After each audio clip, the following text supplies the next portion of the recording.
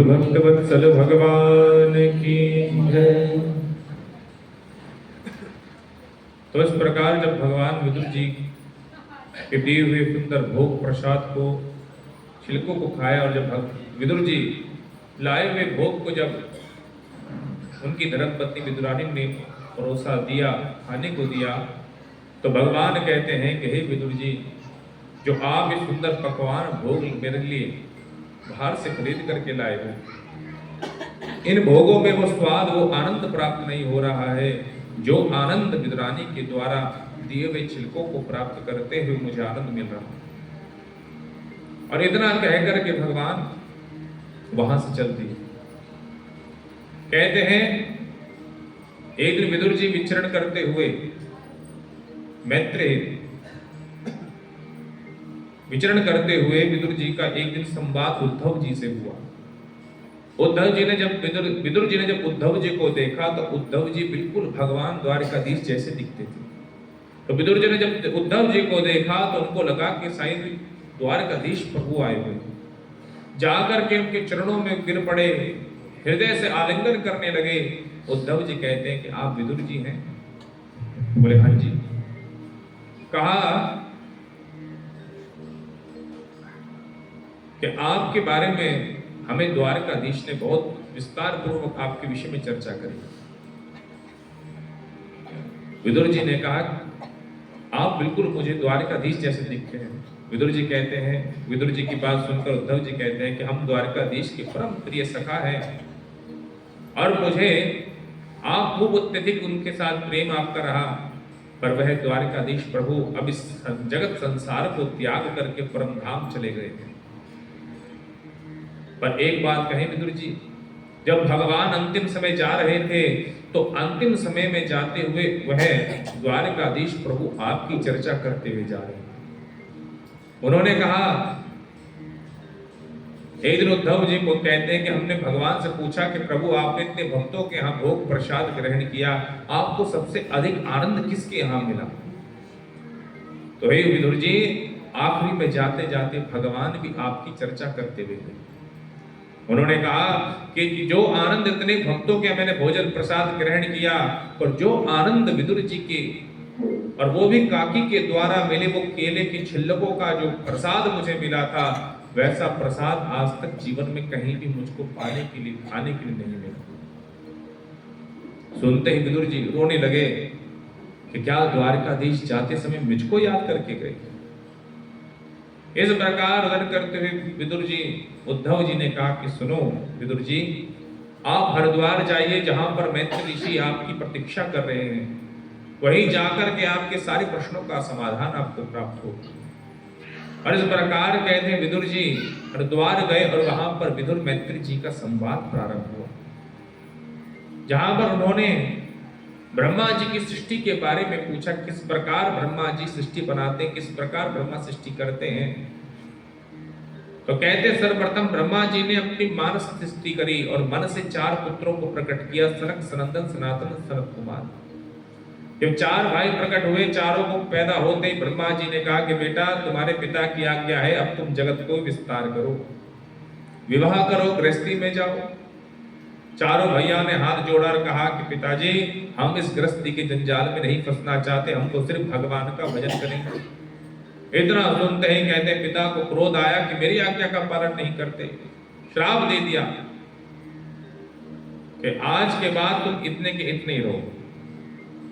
तो 4 वर्ष के बालक के समान उनका अब तक वही रूप बना हुआ, और वह चारों के चारों भाई ब्रह्मा को, पिता को प्रणाम करके कहते बद्रीनाथ को चले गए, वहां जाकर के भगवान का भजन करने लगे।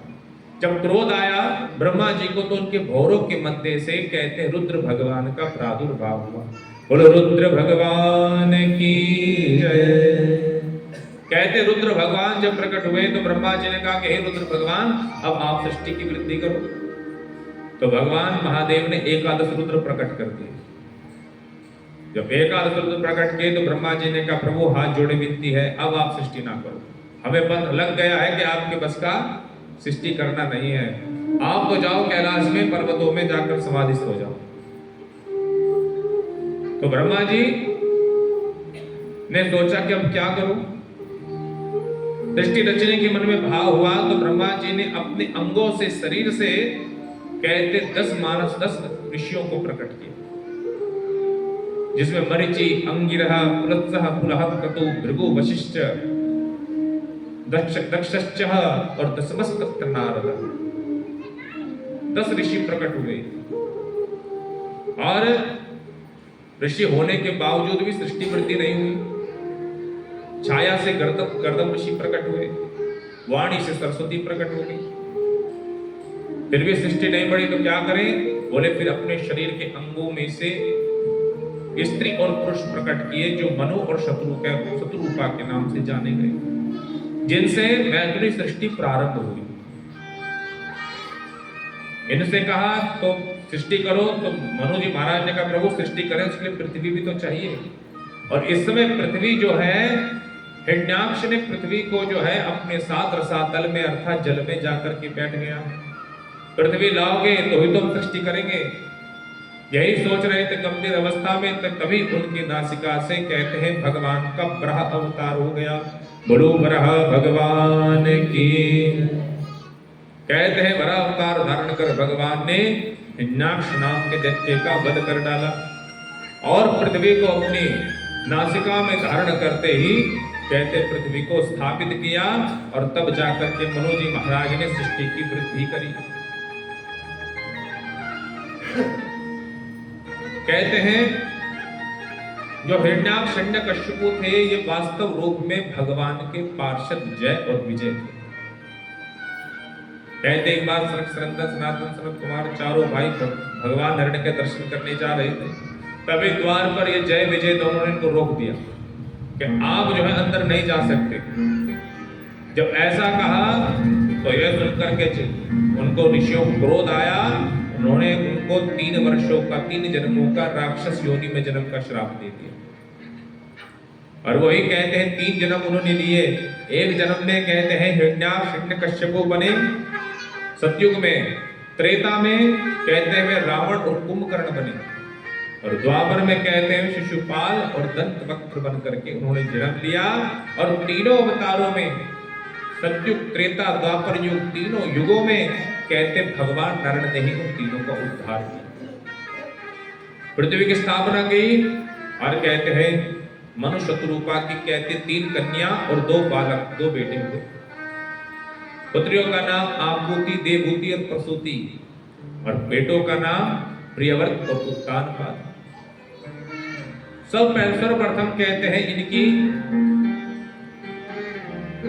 सबसे छोटी पुत्री अर्थात देवहूति का वर्णन आया। कहते देवहूति का विवाह कर्दम ऋषि के साथ हुआ। कर्दम ऋषि के पास जब रिश्ता लेकर के मनु जी महाराज गए तो कर्दम ऋषि ने कहा कि सुनो महाराज, आप जबरदस्ती विवाह कराना चाहते हो तो कोई बात नहीं, हम करने को तैयार हैं, पर हमारी एक शर्त रहेगी। बोले क्या शर्त? कहा कि एक संतान होते ही मैं घर गृहस्थी का त्याग कर दूंगा, फिर मैं गृहस्थी में नहीं रहूंगा, भगवान का